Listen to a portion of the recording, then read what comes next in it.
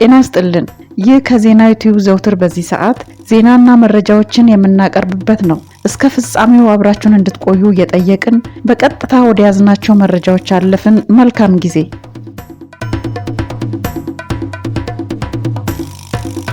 መንግስት የኮሪደር ልማትን ለጊዜው እንዲገታና ሰዎችን በግዳጅ እንዳያፈናቅል አምነስቲ ኢንተርናሽናል ማሳሰቡ ሰምተናል። የኢትዮጵያ መንግስት ቢያንስ በ58 ከተሞች እየተከናወነ ያለውን የኮሪደር ልማት በአፋጣኝ አቁሞ በሰብአዊ መብት ላይ የሚያደርሰውን ጫና መገምገም እንዳለበት አምነስቲ ኢንተርናሽናል አሳስቧል።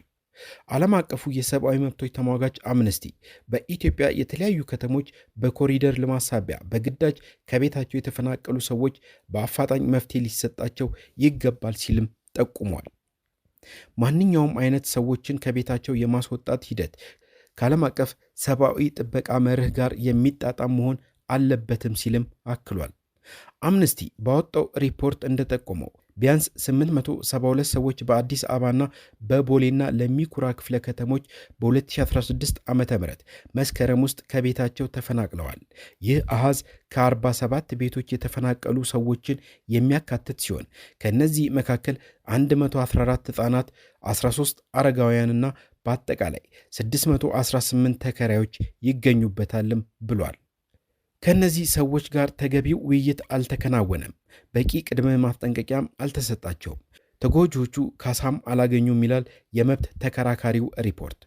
በኮሪደር ልማት ምክንያት ሰዎች ያለ ሕግ ከለላና ሌሎች ጥበቃዎች በግዳጅ ከቤታቸው እየተፈናቀሉ ነው ሲልም ጠቅሷል።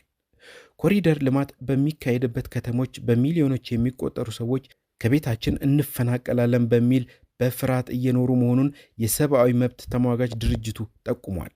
አምነስቲ በዚህ ዓመት ከጥር ወር አጋማሽ እስከ የካቲት መጀመሪያ ድረስ የዳሰሳ ጥናት ማድረጉንና በቦሌ እንዲሁም በለሚ ኩራ ክፍለ ከተሞች 47 የቤት ባለቤቶችን ሁኔታ መቃኘቱን በሪፖርቱ ጠቁሟል። ከህዳር 2016 እስከ የካቲት 2017 ዓ.ም በሳተላይት ምስል አማካኝነት ምልከታ ማድረጉን እንዲሁም በቦሌና በለሚ ኩራ ክፍለ ከተሞች 29 ሄክታር የሚሆን የተጨናነቀ አካባቢ መፍረሱን አምነስቲ ተመላክቷል።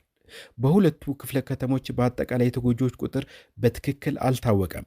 ሆኖም ግን በሺዎች የሚቆጠሩ ሰዎች ሊሆኑ እንደሚችሉ ተጠቁሟል። አምነስቲ የመጀመሪያ ደረጃ የምርመራ ውጤቱን ለኢትዮጵያ መንግስት እንደላከና ምላሽ እንዳላገኘ በሪፖርቱ ማካተቱን ጠቅሶ ቢቢሲ ዘግቧል።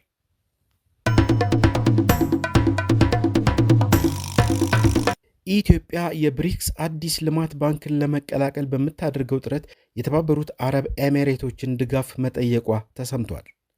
በዩናይትድ አረብ ኤሚሬት የኢትዮጵያ አምባሳደር የሆኑት ኡመር ሁሴን በሀገሪቱ የፋይናንስ ሚኒስቴር የዓለም አቀፍ የፋይናንስ ግንኙነት ዳይሬክተር እና የብሪክስ አዲስ ልማት ባንክ ተወካይ ከሆኑት ቱራዬያ አልሐሺሚ ጋር ተወያይተዋል።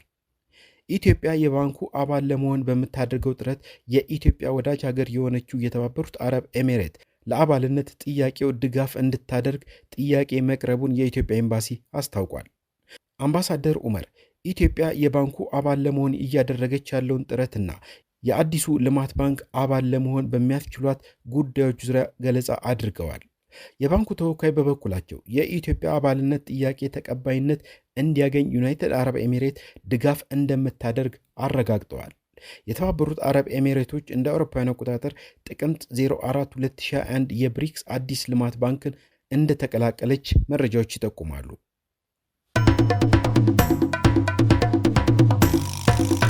የአውሮፓ ህብረት ለፍልስጤም አስተዳደር የሚያደርገውን የገንዘብ ድጋፍ ለመጨመር መወሰኑ ተሰምቷል። የአውሮፓ ህብረት ለፍልስጤም አስተዳደር የሚሰጠውን የገንዘብ ድጋፍ ወደ 1.6 ቢሊዮን ዩሮ ወይም 1.8 ቢሊዮን ዶላር የሚያወጣ የ3 ዓመት ፓኬጅ እንደሚያሳድግ የመካከለኛው ምስራቅ ኃላፊ የአውሮፓ ኮሚሽነር ለሮይተርስ ተናግረዋል። የአውሮፓ የሜዲትራንያን ባህር ኮሚሽነሯ ዱብራቭካ ሱዊካ የገንዘብ ድጋፉ በሙስናና በመጥፎ አስተዳደር ተቺዎች ከተከሰሰው የፍልስጤም አስተዳደር ማሻሻያ ጋር አብሮ እንደሚሄድም ተናግረዋል። እኛ ራሳቸውን እንዲያሻሽሉ እንፈልጋለን፣ ምክንያቱም ሳይሻሻሉ በቂ ጥንካሬና ተአማኒ አይሆኑም፣ ለእኛ ብቻ ሳይሆን ለእስራኤልም ጠቃሚ ነው ሲሉ አክለዋል። የኮሚሽነሯ አስተያየት በሉክሰምበርግ ውስጥ በአውሮፓ ህብረት የውጭ ጉዳይ ሚኒስትሮችና ጠቅላይ ሚኒስትር መሐመድ ሙስጠፋን ጨምሮ ከፍተኛ የፍልስጤም ባለስልጣናት መካከል ከሚካሄደው የመጀመሪያው ከፍተኛ የፖለቲካ ውይይት በፊት የተነገረ ነው። የአውሮፓ ህብረት ለፍልስጤማውያን ትልቁ ለጋሽ ነው። እናም የአውሮፓ ህብረት ባለስልጣናት ዌስት ባንክን የሚያስተዳድረው የፍልስጤም አስተዳደር እንዲሁም በእስራኤልና በሐማስ ታጣቂዎች መካከል ያለውን ጦርነት ካበቃ በኋላ አንድ ቀን የጋዛን ኃላፊነት ሊወስድ ይችላል ብለው ተስፋ ያደርጋሉም ብለዋል።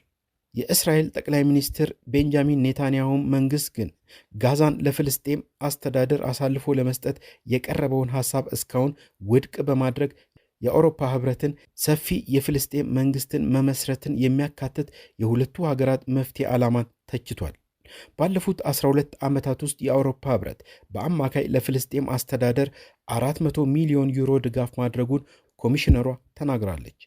ሱይካ አክላ አሁን በፍልስጤም አስተዳደር ውስጥ ተአማኒነት ባለው መልኩ ኢንቨስት እያደረግን ነው ስትልም አክላለች።